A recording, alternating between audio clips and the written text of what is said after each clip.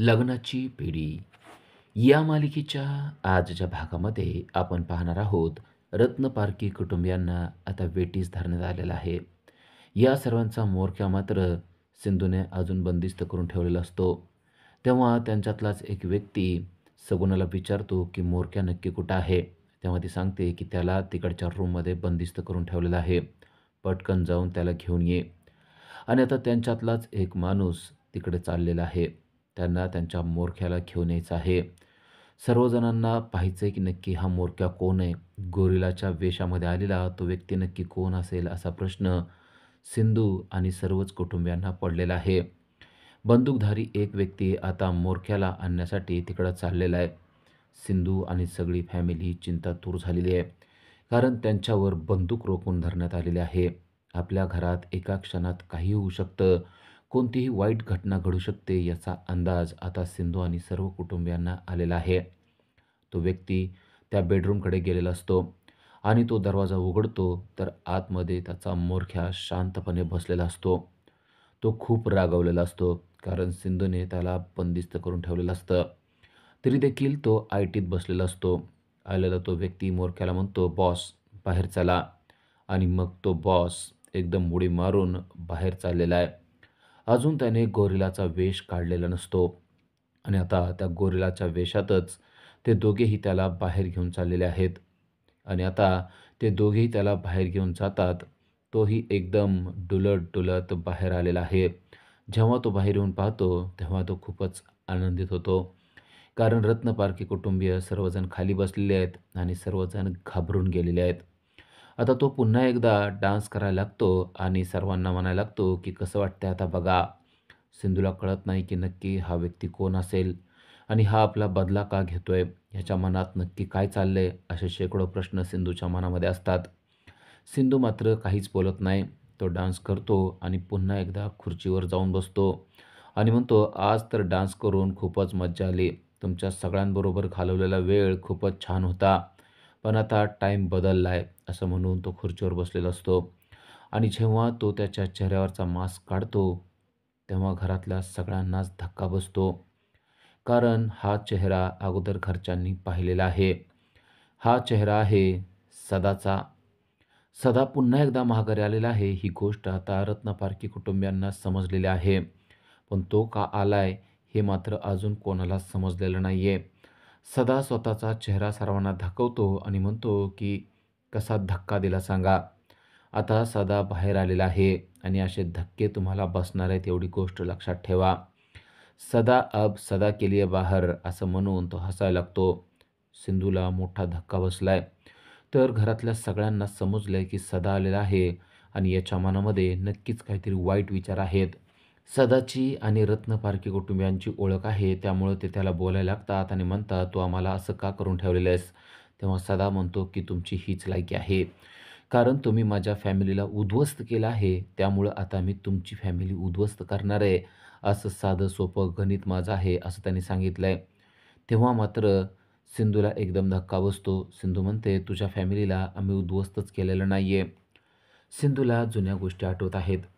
ज्यावेळेस सदाच्या सर्व लोकांनी राघव आणि सिंधूला पकडून ठेवलेलं असतं.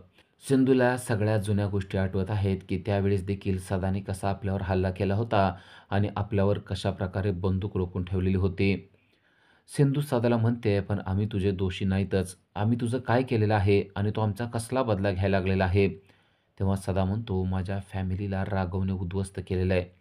तुम्ही सर्वांनी माझ्या फॅमिलीला उद्ध्वस्त केलेलं आहे आणि त्याचाच बदला घेण्यासाठी मी आता इथं आलेलो आहे. आता हा नजारा जेव्हा राघवला समजेल ना, तेव्हा त्याला किती बरं वाटेल ते मला बघायचं आहे.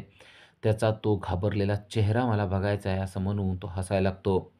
या सगळ्या गोष्टीला फक्त राघवच नव्हे, तर सिंधू तू देखील जबाबदार आहे. याचा देखील मी बदला घेणार आहे, असं तो सिंधूला म्हणतो. सिंधू म्हणते, "तुझा काहीतरी गैरसमज होतोय.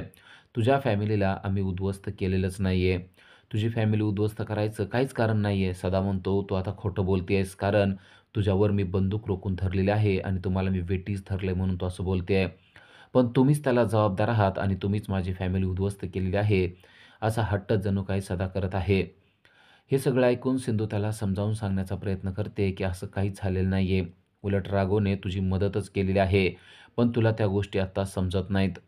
राघवने तुझी मदत केली नसती तर कदाचित तुझी फॅमिली उद्ध्वस्त झाली असती, असं सिंधू त्याला सांगते. पण सदाला जुन्या गोष्टी आठवतायत.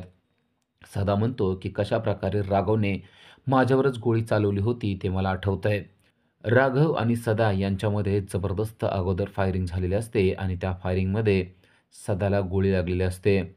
सदाला त्या गोष्टी आठवतात आणि सदा म्हणतो, की तेव्हाच त्या गोष्टीचा तुम्ही गैरफायदा घेतला आणि माझ्या फॅमिलीला देखील तुम्ही कैद करून ठेवलं. माझ्या फॅमिलीशी तुम्ही कसं वागलात ते मला माहीत आहे.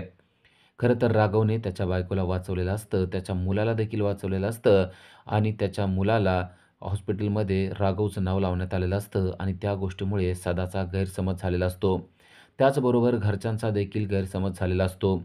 साहस राघव रत्नपारखी हे नाव ऐकल्यावर रायाने देखील राघववर घाणेरडे आरोप करत त्याच्या थोबाडीत मारले असते. त्याचबरोबर रत्नाकर देखील राघवच्या अंगावर जाऊन त्याला म्हणलेला असतो, की आजपासून तुझं आणि माझं नातं संपलेलं आहे. कारण तू आम्हाला फसवलेला आहेस. तुला मुलगा म्हणून घेण्याची तुझी लायकी नाहीये. आत्ताच्या आत्ता तुझं सगळं सामान उचल आणि आमच्यासमोरून निघून जा, असं राघवला सांगितलेलं असतं.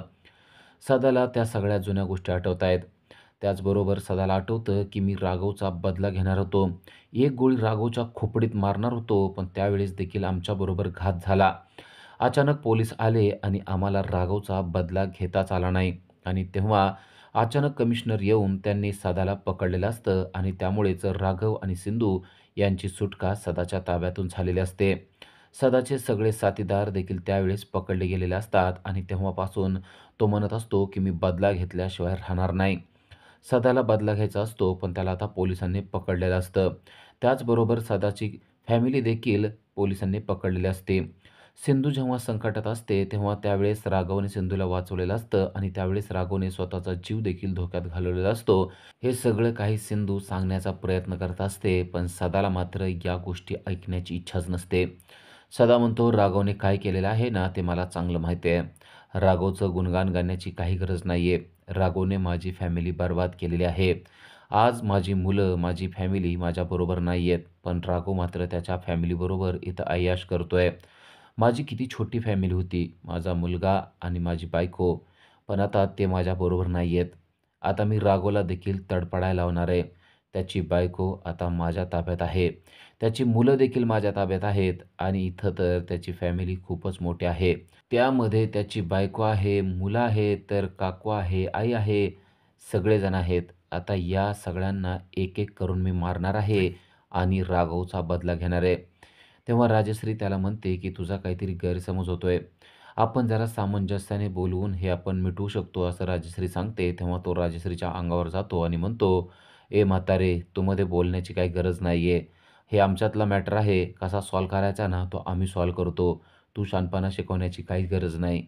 मला जे समजतंय ते चांगलं समजतंय. अजून तू मला समजावून सांगण्याची काही गरज नाहीये आणि राघव माझ्याशी कसा वागलाय ते मला चांगलं माहिती आहे. त्यामुळं आता त्याचे नन्हे-मुन्ने माझ्या ताब्यात आहेत आणि त्यांचं काय करायचं, तुमचं काय करायचं ते मी ठरवणार. तुम्ही मला जास्तीची अक्कल शिकवू नका, असं म्हणून त्याने राजश्रीचं तोंड बंद केलेलं असतं. राजश्री आणि रुक्मिणी त्याचबरोबर घरातल्या प्रत्येक सदस्यांना कळलंय, की सदाच्या डोक्यामध्ये भयानक राग आहे आणि तो राग राघवच्या संदर्भात आहे. त्यामुळं तो बदला घेण्यासाठीच इथं आलेला आहे. रात्र झालेली असते आणि आता सर्व रत्नपारखी कुटुंबियाला सदाने तोंडात बोळा घालून, हाताला बांधून बंदिस्त करून ठेवलेलं असतं. आता कोणीच काहीच बोलणार नाही, असं त्याने सांगितलेलं असतं आणि इच्छा असली तरी तुम्हाला बोलता येणार नाही, कारण तुमचं तोंड आता मी बंद करून ठेवलंय, असं देखील तो सर्वांना सांगत असतो. त्याच्या डोक्यामध्ये नक्की काय चाललंय हे अजून सिंधूला समजलेलं नाहीये. पण तो भयानक रागात आहे आणि त्याचा सगळा राग मात्र राघववर आहे. हे मात्र सिंधूच्या लक्षात आलेलं असतं. आता सदा उठतो आणि म्हणतो, "खरं तर तुमचं सगळं पिक्चरायझेशन करून राघवला पाठवलं पाहिजे. म्हणजे जेव्हा तो बघेल ना, की माझी फॅमिली कशाप्रकारे बंदिस्त करून ठेवलेली आहे, तेव्हा त्याचा चेहरा अगदी पाहण्यासारखा होणार आहे." असा विचार करून त्याने एक व्हिडिओ तयार केलेला आहे. तो सर्वांना बंदिस्त केलेला एक व्हिडिओ बनवत आहे. सर्वांच्या अगदी चेहऱ्याच्या समोर जाऊन त्यांचे मुद्दाम एक्सप्रेशन घेत आहे. त्यांना भीती दाखवत आहे आणि हे सगळं राघवने बघावं आणि त्यानंतर राघवचा चेहरा कसा होतो ना, ते पाहायला मिळावं असं तो म्हणत असतो. आणि त्याने तो व्हिडिओ तयार करून राघवला पाठवला देखील आहे. त्याचबरोबर तो सिंधूला सांगतोय, "आता तुम्हाला सर्वांना वेठीस धरलेलं, तुमच्या तोंडात बोळा घातलेला, तुम्हाला बांधून ठेवलेला व्हिडिओ मी राघवला पाठवला आहे. जेव्हा तो ते सगळं पाहील ना, तेव्हा त्याच्या पायाखालची जमीन सरकणार आहे. त्याला पहिल्यांदा कळणारच नाही की त्याचा कोणता दुश्मन आता जागा झालेला आहे. पण आता हा सदा जेलच्या बाहेर आलेला आहे आणि त्याचा बदला घेतल्याशिवाय राहणार नाही, हे त्याला नंतर समजणार आहे. पण राघव जेव्हा तुम्हाला पाहण्यासाठी आणि तुम्हाला वाचवण्यासाठी या घरात येईल ना, तेव्हा मात्र मोठा अनर्थ होणार आहे. कारण या घरामध्ये सगळ्या बाजूला मी बॉम्ब लावलेले आहेत. जर का त्याने दरवाजा उघडला, तर घरासहित राघव आणि त्याची सगळी फॅमिली बूम होऊन एका क्षणात नष्ट होणार आहे, असं तो घरातल्या सगळ्यांना सांगतोय. आता या घराची वीट देखील मी ठेवणार नाहीये. त्याने माझं कुटुंब बरबाद केलं ना, तर मी त्याचं नुसतं कुटुंब नव्हे, तर त्याचं घर देखील बरबाद करणार आहे, असं तो सर्वांना सांगत आहे. इकडे राघवला अननोन नंबरवरून एक व्हिडिओ आलेला असतो आणि तो व्हिडिओ ओपन करून पाहतो, तेव्हा खरोखरच राघवच्या पायाखालची जमीन सरकली आहे. कारण त्या व्हिडिओमध्ये त्याला स्पष्ट दिसतंय, की आपल्या घरातल्या प्रत्येक सदस्याला बंदिस्त करून ठेवण्यात आलेलं आहे. प्रत्येकाच्या तोंडामध्ये बोळा घातलेला आहे. त्याचबरोबर प्रत्येकाचे हात देखील बांधून ठेवण्यात आलेले आहेत. हे सगळं पाहिल्यानंतर राघवला खूपच राग येतो. आपल्याशी असा खेळ कोण करतंय असा प्रश्न त्याला पडलेला असतो. पण नक्कीच हा साधा असू शकतो असा देखील विचार त्याच्या मनामध्ये येऊन गेलेला आहे. कारण आत्ताच सदा जेलच्या बाहेर पडलेला आहे हे त्याला माहीत झालेलं असतं. तो सिंधूला फोन करायचा प्रयत्न करतोय. जर का सिंधूने फोन उचलला तर नक्की काय मॅटर आहे हे आपल्या लक्षात येईल असा तो विचार करतो. फोन पलीकडे वाजत असतो पण सिंधूला बंदिस्त करून ठेवल्यामुळं सिंधू काय फोन उचलत नसते. राघवला लक्षात आलेलं आहे की सिंधूला बंदिस्त करून ठेवल्यामुळं आपण फोन करून काहीच उपयोग होणार नाहीये. आता पर्याय काय करावा असा मोठा प्रश्न राघवच्या समोर पडलेला आहे. राघवला आठवतंय की आपल्याला कमिशनर साहेबांनी सांगितलेलं होतं की सदा बाहेर पडलेला आहे. राघवने आता घरातल्या बाकी सदस्यांना देखील फोन लावायला सुरुवात केलेली आहे, पण कोणच फोन उचलत नाहीये. राघवला समजलंय की सदाने हे सगळं काही केलेलं असणार आहे. कारण तोच बाहेर आहे आणि त्याच्याकडंच आपल्या फॅमिलीतल्या, कुटुंबातल्या सर्व सदस्यांचे फोटो सापडलेले होते. म्हणजे नक्कीच तो आपला बदला घेत आहे, ही गोष्ट राघवला समजली आहे. पण आपण तर त्याचं काहीच केलेलं नाहीये, असं राघवच्या डोक्यात येत असतं. पण आता मात्र सदापर्यंत पोहोचलंच पाहिजे, असा विचारही त्याने केलेला आहे. तर इकडे सदा सर्वांना भीती दाखवतोय आणि म्हणतोय, "आत्तापर्यंत राघवला माझा मेसेज मिळाला देखील असेल, पण अननोन नंबरवरून नक्की कोणी मेसेज केला हे त्याला कळालं नसेल. जेव्हा त्याला कळेल, की हे सगळं काही मी म्हणजे सदाना केलंय ना, तेव्हा त्याच्या पायाखालची जमीन सरकणार आहे. त्याला समजणार आहे, की आपण ज्याचं कुटुंब उद्ध्वस्त केलं, आता त्याच्याच ताब्यात आपलं कुटुंब आहे आणि आता तो आपल्या कुटुंबाशी कसं वागणार आहे, याच्या गोष्टीने राघवचा थरकाप उडणार आहे आणि हेच मला पाहिजे आहे. राघवचा थरकाप व्हायला पाहिजे, राघवला माझी भीती वाटायला पाहिजे. असं म्हणून तो आता सिंधूच्या जवळ बसलेला आहे. त्याची सगळी फॅमिली माझ्या ताब्यात आहे हे जेव्हा त्याला कळेल, तेव्हा खरंच मला तर खूप मज्जा येणार आहे, असं तो सिंधूच्या जवळ जाऊन म्हणतो. या सगळ्याला सिंधू तू देखील कारणीभूत आहेस आणि त्यामुळं तुझा देखील बदला घेतल्याशिवाय मी राहणार नाही. अख्ख्या कुटुंबाला बॉम्बमध्ये उद्ध्वस्त करून टाकणार आहे. घरातली वीट देखील शिल्लक ठेवणार नाहीये, असं वारंवार तो घरच्यांना सांगत आहे आणि वारंवार त्यांना भीती दाखवत आहे. सिंधूला मात्र त्याचं हे बोलणं अजिबात पटत नाहीये. सिंधूला त्याला सांगायचंय, की यामध्ये राघवचा काही दोष नाहीये, पण सिंधूच्या तोंडामध्ये बोळा कोंबलेला आहे, त्यामुळं ती काहीच बोलू शकत नाही. आता राघवने त्याला मेसेज मिळालेल्या फोनवर फोन केलेला असतो आणि त्याला बरोबर सदाचा संशय होता, तोच व्यक्ती पलीकडून बोलत असतो. सदा राघवला म्हणतो, "कसं वाटलं सरप्राईज राघव?" राघव म्हणतो, "सदा तू जे काय करतोयस ना, ते चुकीचं करत आहे." सदा राघवला म्हणतो, की "तू जे केलं होतं ते पण चुकीचंच होतं राघव. तू माझी फॅमिली उद्ध्वस्त करून टाकली. तू माझ्या मुलांना आणि माझ्या बायकोला माझ्यापासून दूर पाठवलंस.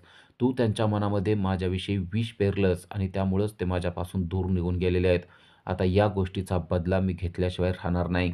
राघव म्हणतो, "सदा तू बदला घेतोयस ते चुकीचंच आहे. मी तुझ्या फॅमिलीला तुझ्यापासून दूर केलेलं नाहीये. उलट तेच तुझ्यापासून दूर झालेले आहेत कारण तू देशद्रोही आहेस. तुझ्या बायकोला, तुझ्या मुलाला तुझ्यासारखं करायचं नव्हतं म्हणून ती तुझ्यापासून दूर गेलेली आहे. तुला आठवतंय का मी तुला शब्द दिला होता, की तुझ्या बायको आणि मुलाचं मी रक्षण करेल. खरं तर मी त्यांचं रक्षण केलेलं होतं आणि मी त्यांना वाचवलेलं होतं. पण तू आता त्याचा उलटा अर्थ घेतोयस. सदा तुझा काहीतरी गैरसमज झालेला आहे. तुझा गैरसमज जरा दूर कर." असं राघव त्याला सांगत असतो. सदाला देखील जुन्या गोष्टी आठवत असतात, पण सदाचा आता मोठा गैरसमज झालेला आहे. सदाला असं वाटत आहे, की राघवने तेव्हा आपल्याला शब्द दिला, पण शब्द दिल्याप्रमाणे राघव वागलेला नाहीये. त्याने जाणीवपूर्वक आपल्या मुलाला आणि आपल्या बायकोला आपल्याविषयी चुकीचं काहीतरी सांगितलं आणि आता तसं सांगितल्यामुळंच आपली बायको आणि आपली मुलं आपल्यापासून दूर झालेले आहेत, असा समज त्याचा झालेला आहे. राघव सदाला समजावून सांगण्याचा प्रयत्न करतोय, "सदा, तुझे मुलं आणि बायको हे माझ्यामुळं दूर गेलेले नाहीये, तर तुझ्याच कर्मामुळं, तुझ्याच कामामुळं ते दूर गेलेले आहेत." तेव्हा सदा चिडतो आणि म्हणतो, "माझी बायको माझ्यावर खूप प्रेम करत होती. ती मला असं सोडून जाऊ शकत नाही. आता या सगळ्याला तू जबाबदार आहे. त्यामुळे तुझ्या फॅमिलीला त्रास होतोय म्हणून तू हे सगळं बोलत आहेस. पण तू कितीही सांगितलंस तरी मी तुझ्या फॅमिलीला सोडणार नाही. जेव्हा फॅमिलीला त्रास होतो ना, तेव्हा कसं वाटतं ना, जरा ते तुझ्या मनाला जाणवू दे. तुझ्या मनाला कळू दे, की जर का फॅमिली आपल्यापासून दूर गेली तर किती त्रास होऊ शकतो. किती वर्ष झालं मी माझ्या फॅमिलीपासून दूर आहे. त्यामुळं आता हा बदला मी घेतल्याशिवाय राहणार नाही. राघव, जर का तुझ्यात हिंमत असेल, तर तू आता ये आणि तुझ्या फॅमिलीला वाचवून दाखव." असं चॅलेंज आता सदाने राघवला केलेलं आहे. राघव देखील भयानक चिडलेला आहे. राघव सदाला म्हणतोय, "तू त्या फॅमिलीला काही करणार नाहीयेस आणि जर का त्यातल्या कोणाच्या केसाला देखील धक्का लावलास, तर लक्षात ठेव, तुझा पंगा राघव रत्नपारखीशी आहे. मी काय करेल सदा तुझं सांगता येत नाही. तू मला रागाला घालवू नको आणि मी तुला अजून एकदा सांगतोय, की तुझा आणि माझा काही संबंध नाहीये. तुझ्या आणि माझी दुश्मनीच नाहीये. तू विनाकारण दुश्मनी वाढवतोयस. दुश्मनी वाढवण्याची काहीच गरज नाही." असं राघव त्याला सांगत असतो आणि इकडे हळू सिंधू तिच्या हाताची गाठ सोडवण्याचा प्रयत्न करत असते. तिला जाणवलेलं असतं, की आपल्या हाताची गाठ आपण हाताने व्यवस्थित सोडवू शकतोय. हाताची गाठ सोडवून नक्की सिंधूला काय करायचंय ते आपल्याला पुढच्या भागातच समजणार आहे. पण राघव मात्र सदाच्या चांगलाच अंगावर जाऊन बोलत आहे. राघव लालेलाल झालेला आहे. पण सदा त्याला सांगतोय, की "तुझे चिल्ले-पिल्ले माझ्या ताब्यात आहेत. तू किती जरी रागावला तरी तू माझं काही करू शकत नाही." उद्याच्या भागामध्ये आपल्याला पाहायला मिळतं, की सिंधू तेथून पळून गेलेली आहे. सिंधूचा तोंडातला बोळा खाली पडलेला असतो. सदा ते पाहतो आणि त्याचा राग अगदी अनावर झालेला आहे. कारण सिंधू आपल्या तावडीतून पळून गेली आहे असं त्याला वाटतं. तो सगुणाला सांगतो, की पटकन तिला जाऊन पकडून आणायचं. सगुणा आणि सगळेच आता सिंधूचा शोध करत असतात. तेव्हा सदाला सिंधू सापडलेली आहे. सिंधू आतमधल्या खोलीमध्ये असते. सिंधूच्या डोक्यावर त्याने बंदूक रोखलेली आहे आणि तो सिंधूला म्हणतोय, "तू माझ्यापासून कुठंसुद्धा पळून जाऊ शकत नाही." आत्ताच्या आता राघवला व्हिडिओ कॉल करून तुझा जरा चेहरा दाखवतो आणि त्याला सांगतो, की "लवकर ये." असं म्हणून त्याने राघवला फोन केलेला आहे. सिंधूचे केस त्याने हातात धरलेत आणि राघवला तो सांगतोय, की "तुझी बायको आता माझ्या ताब्यात आहे. लवकरात लवकर जर का तो आला नाही, तरी एकेकाचे काय हाल करील हे तुला वेगळं सांगायला नको." सिंधूची ती अवस्था बघून राघव रागाने लालेलाल झालेला आहे. आत्ताच्या आत्ता तिचे केस सोड आणि तिच्यापासून दूर जा, नाहीतर या राघव तुझा जीव घेतल्याशिवाय राहणार नाही, असं आता तो सदाला बोलत आहे. सदा मात्र तिकडं हसतोय आणि म्हणतोय, "राघव, लवकर ये. सरप्राईज तुझी वाट पाहत आहे." नक्की आता हा सदा राघवला कसलं सरप्राईज देणार आहे, ते आपल्याला उद्याच्याच भागात पाहता येणार आहे. त्याचबरोबर राघवला त्याने सांगितलंय, की माझा माणूस म्हणजे गजा कांबळे याला लवकरात लवकर सोडवायचं आणि त्याला देखील घेऊन यायचं. आता राघव गजा कांबळेची ढाल बनवून कशाप्रकारे सदाचीच धुलाई करेल आणि सदालाच त्यामध्ये अडकून टाकेल. राघव कशाप्रकारे या सदाचं चक्रव्यूह भेदून त्याला संपवून टाकेल, ते आपल्याला पुढील भागामध्येच पाहता येणार आहे. अशाच अपडेटसाठी आजच आमच्या चॅनलला सबस्क्राईब करा. थँक